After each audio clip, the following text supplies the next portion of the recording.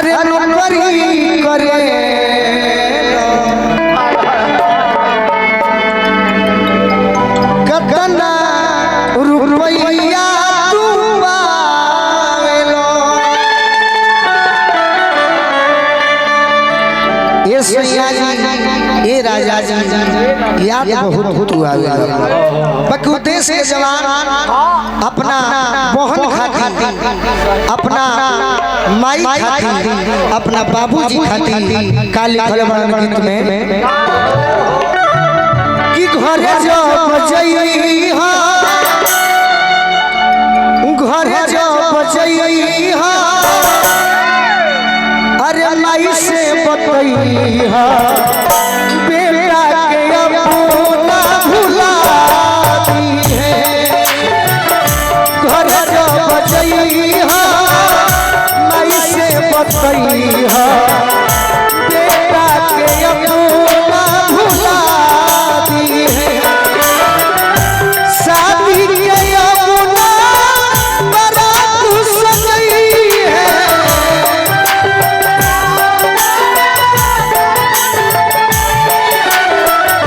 शादी के अपना बारात सजई है वैसा जवान शहीद भइल बा जेकर बियाह ठीक हो गइल बा आय अचानक शहीद हो गइल तू एक कहत के हमरा माई से कही अरे अर्थी हमार सजा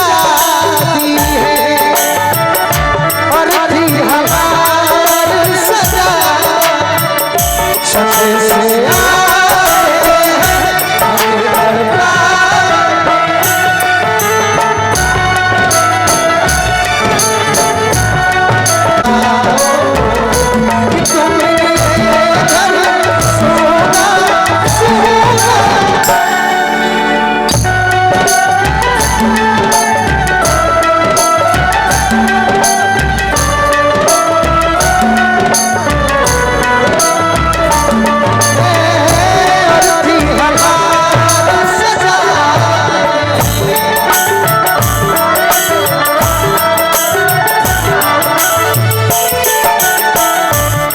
देश के जवान देखिए कितना सुंदर बात लिखले बड़े कि अभी 19 अगस्त के राखी के दिन आवे वाला बा हम शहीद हो गइल बानी बाकी हमारा घर परिवार में जाके बताइए असरे में पीछल होई बाबूजी के अखिया खड़ा होई महिया लेके दुआरे पर रखिया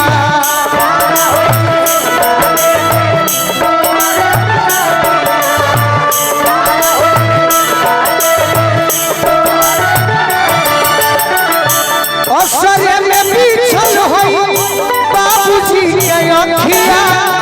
खड़ा होई बहिनिया लेके दुआरे पर रखिया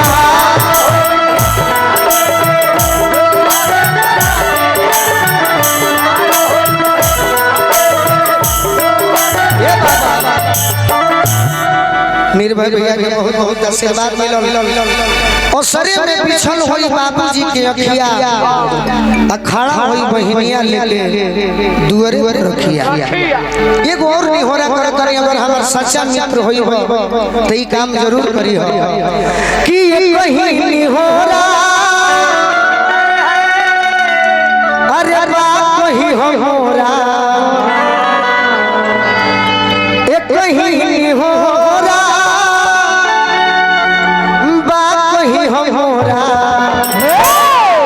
अरे मरल मुहावा धनियों से देखा दी है मरल मुहावा धनियों से देखा शादी के अपना बारात सजई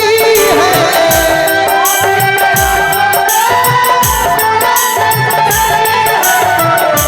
अर्थी हमार सजा दी है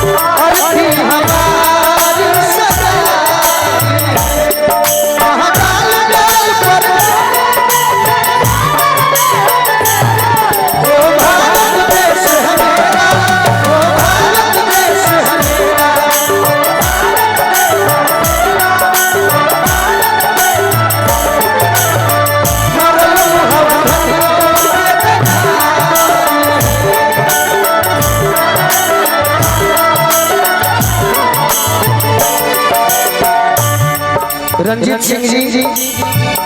दुल्ही से हमारे के आशीर्वाद देले वाले बार बार प्रणाम करब आशीर्वाद के प्रतीक्षा बा। देखी जवान और वाली खले बड़े कोई की होई है जगत पीठ पीठ छाती भई शहीद होता देशवा के खातिर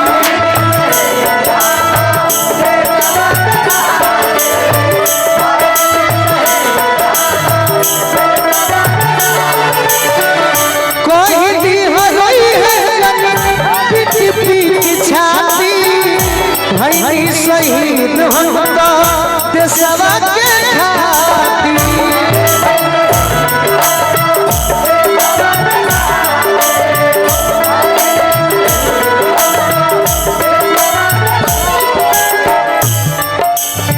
दिलवा के अंदर से जखम जितेंद्र रे दिलवा के अंदर से जखम जितेंद्र रे नमवा हुआ जैसे मिटा दी है नमवा हुआ जैसे मिटा दी है शादी के यमुना बारात सजई है